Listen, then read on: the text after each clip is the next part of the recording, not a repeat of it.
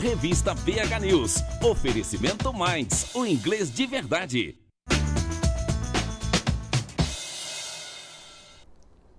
A endometriose é um problema bastante comum entre as mulheres e muitas vezes é o terror de quem quer engravidar. Por isso eu recebo aqui o Dr. Marco Melo para nos dizer o que é verdade e o que não é a respeito dessa doença. Boa tarde, doutor. Boa tarde. Seja muito bem-vindo aqui. Agradeço o Muito convite. Obrigada. Está rolando uma polêmica em torno da endometriose por conta de uma notícia que saiu. Isso. A notícia é que dizem que, né, de acordo com esse estudo, né, 76%, não, que a mulher tem uma chance... 76% a mais de abortar quando tem endometriose que uma que não tem endometriose. Isso. Então saiu esse estudo aí na mídia e o Dr. Marco está aqui para nos dizer, é verdade, não é verdade, pode-se dizer isso, não pode-se dizer isso? Que a endometriose ela está associada à infertilidade, isso a gente sabe. Né? A gente sabe que em torno de 30% até 50% das pacientes que nos procuram com infertilidade, elas têm endometriose. E nós sabemos que daquelas pacientes com endometriose, entre 20% e 50% também, você vê que varia muito, né? De acordo com o tamanho da amostra, tamanho da população estudada, vai variar essa incidência. Então, de 20% a 50% das pacientes endometrióticas têm infertilidade. Então, se eu falo que é 20 a 50, não são todas endometrióticas que são inférteis. Então, a primeira coisa que eu acho que vale a pena desmistificar, né? A segunda coisa é esse trabalho. Esse trabalho parece que é um trabalho escocês, bem feito, mas nós ainda não sabemos a metodologia, ele ainda não foi publicado, ele foi tema de uma apresentação oral num congresso importante europeu. Mas a gente sabe que a apresentação oral, um trabalho que é escolhido para apresentação oral, nem sempre ele vai ter uma metodologia perfeita e vai ser publicado e nós vamos poder tirar proveito desse trabalho do ponto de vista científico. O que mais me chama a atenção é que mais ou menos 10 dias antes da publicação desse, foi publicado numa revista americana, da Sociedade Americana de Reprodução, um estudo que eles avaliaram os casos de fertilização in vitro desde 2000 até 2011.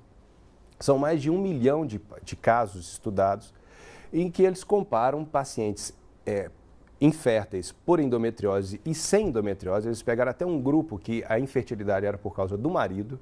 Então você começa a estudar num grupo 140 mil casais e outro 40 mil casais, e na hora que você avalia isso, não existe nenhuma repercussão sobre taxa de gravidez, taxa de aborto e taxa de gravidez ectópica, como se diz nesse trabalho escocês.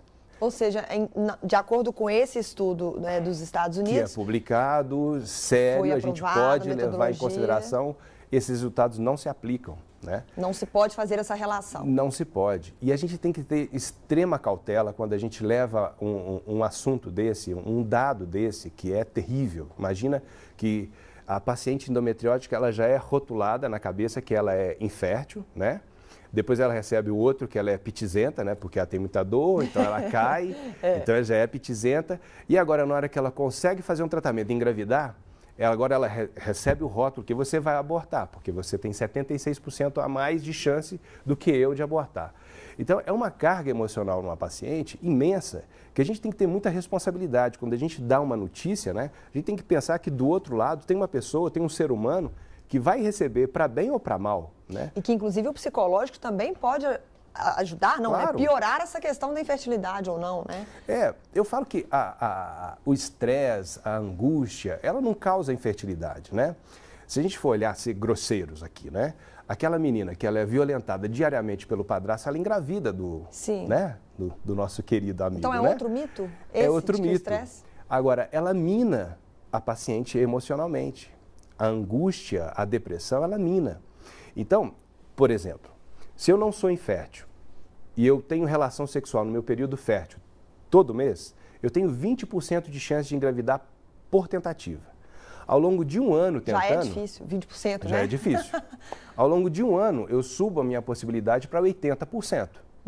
O que me fez chegar a 80%? A insistência. Então, a paciente infértil, ela tem que ter, às vezes, persistência, porque nem sempre da primeira vez ela vai engravidar.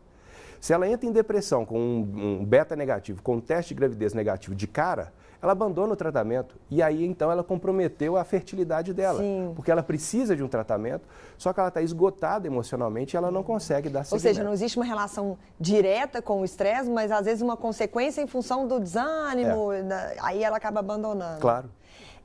Voltando à questão da endometriose, porque a gente até que estava conversando aqui fora do ar, existe uma diferença. É mais difícil para a mulher que está com a endometriose engravidar. Mas uma vez que ela fez o tratamento e ficou bem, ela tem a mesma chance de engravidar que uma mulher que não tem endometriose. E aí é que entra a questão dessa pesquisa, desse estudo, que é, a partir daí, as duas estão saudáveis porque uma se tratou e a outra não. E aí essa pesquisa é que diz que essa que mesmo tratada teria ainda essa dificuldade com relação ao aborto e a outra vertente diz que não há relação entre isso. Então a diferença não está nem no engravidar, é no pós. O tratamento, você abordou uma coisa, eu tive questão de 2 semanas dando uma aula sobre o tratamento da abordagem da endometriose na paciente infértil, né? Sim. É uma coisa que eu também gostaria de levantar, aproveitando o espaço, né? Aproveitando para a gente esclarecer o paciente, né? Porque a gente vê agora na mídia campanhas, né? Se você tem dor a manter relação sexual, se você tem dor no período menstrual, se você tem dor para evacuar, se sai sangue nas suas fezes ou na urina, procure um médico. E aí eles colocam como se fosse um endereço de uma clínica para cirurgia, né? Só uma pergunta, tudo isso é sintoma de endometriose? São sintomas de endometriose, que chamam a atenção de endometriose, né? Realmente, você deve buscar o ginecologista. Agora, a questão do tratar a endometriose, você tem que pensar como uma doença crônica, ela não tem cura, né? Então ela vai ter uma melhora, e você tem que pensar muito no que a paciente deseja. Tem paciente que tem endometriose, ela descobriu que tem endometriose aos 17 anos, ela não quer engravidar, pois ela não tem que engravidar agora, porque lá na frente ela vai ficar infértil e vai ter mais aborto do que todo mundo. Não, a preocupação dela agora tenho dor. Pois se ela tem dor, pois entra-se com um contraceptivo, né? Um contraceptivo de uso contínuo, assim ela não vai menstruar. Como ela não vai menstruar, ela não vai sangrar pelos focos de endometriose, então ela não vai ter a sintomatologia toda. Então você melhora a dor dela. A paciente tem uma dor que mesmo com a pílula mantém, ela já está formando cistos. Essa paciente, às vezes, vale a pena, às vezes, recorrer a alguma cirurgia, que é uma cirurgia diferente da cirurgia que se fazia quando era residente, por exemplo.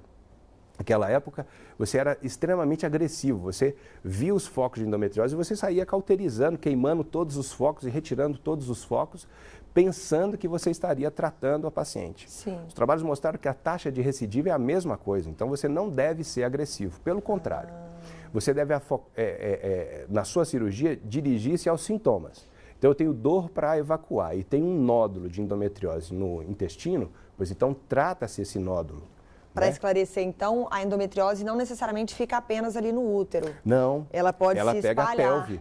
Muita gente faz essa ligação, porque está muito relacionada à dor na menstruação, sim, mas ela pode ocupar Inclusive, áreas... existem relatos de endometriose no pulmão.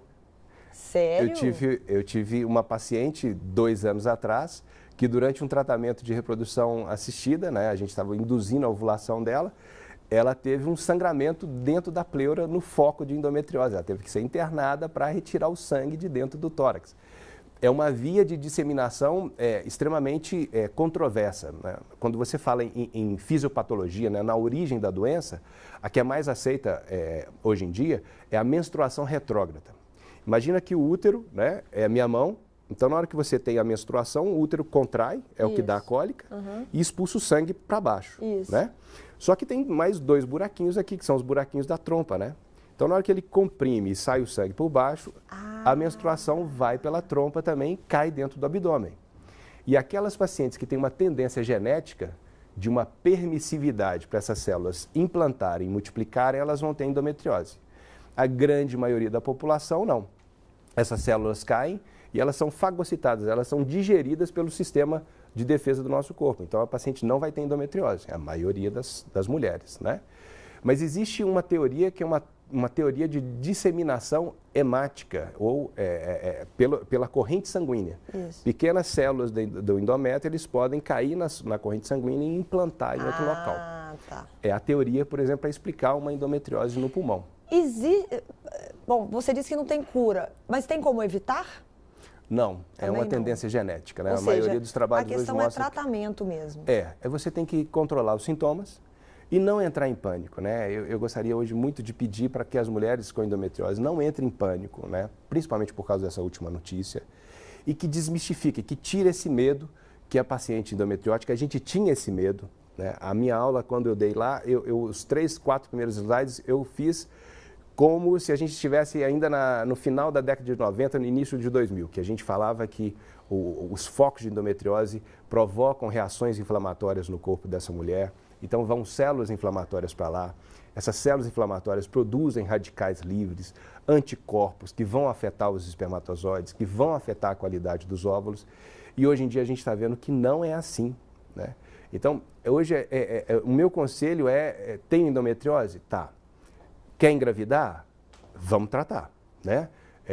Já está há 1 ano, uma mulher com endometriose, com 35 anos de idade, há 1 ano tentando, não conseguiu? Vamos fazer o tratamento. Tenho 36 anos, tenho 6 meses tentando? Pois vamos buscar tratamento. Já tem que procurar antes porque tem menos tempo. Já tem menos tempo. Agora, aquela mulher que não quer engravidar, mas quer controlar a endometriose, existem formas. A endometriose nem todo mundo já nasce grave. Ela é evolutiva, ela vem de leve para moderada e grave, né? Então, se você tem uma leve, com contraceptivo, com dispositivo intrauterino medicamentoso, você pode controlar os sintomas e tentar ao máximo evitar a cirurgia. Deixar a cirurgia só para casos em que existam já lesões identificáveis que provocam sintomas, quer seja urinário, quer seja intestinal. Ou seja, se a pessoa tem endometriose, ela tem que levar meio que como se fosse o Chaves, não criemos pânico. A gente tem que levar a vida mais leve. Eu trabalho com um grupo de pacientes que elas são muito pesadas emocionalmente, né? Então, mais uma informação pode ser aquela gotinha que transborda o copo. Você acha que isso ocorre porque muitas vezes a mulher descobre que ela tem endometriose já no processo de tentar engravidar e não conseguir? Ou não? Sim, porque na maioria das vezes você acaba buscando a endometriose na paciente infértil, né? Aquela paciente que você faz todos os exames e não dá nada, que 10% mais ou menos dos casos, o médico vai lá e fala, vamos fazer uma videolaparoscopia porque eu acho que isso é endometriose. Aí você vai lá e encontra uma endometriose mínima, que como diria um professor meu, explica, mas não justifica a infertilidade, mas você vai lá e culpa a endometriose. Porque não descobriu e se rotula, sou endometriótica, logo não engravido e agora logo aborto. Então, endometrióticas, não se desesperem, tudo tem jeito. Sim. Doutor Marco, muito obrigada pela sua presença. Eu que agradeço. Eu acho que foi importantíssima a sua vinda aqui, principalmente nesse momento, que essa notícia, às vezes você não viu, mas com certeza quem tem endometriose viu, porque é o tipo da coisa que te procura quando você é o público, né? Então foi muito esclarecedor, muito obrigada. Deixar todo mundo tranquilo em casa, sem preocupar. Vai ao médico e vai dar tudo certo no final. Pensa positivo. A gente vai para o intervalo rapidinho, volta, fica aí que daqui a pouquinho eu tô de volta. Revista BH News. Oferecimento Mais, o inglês de verdade.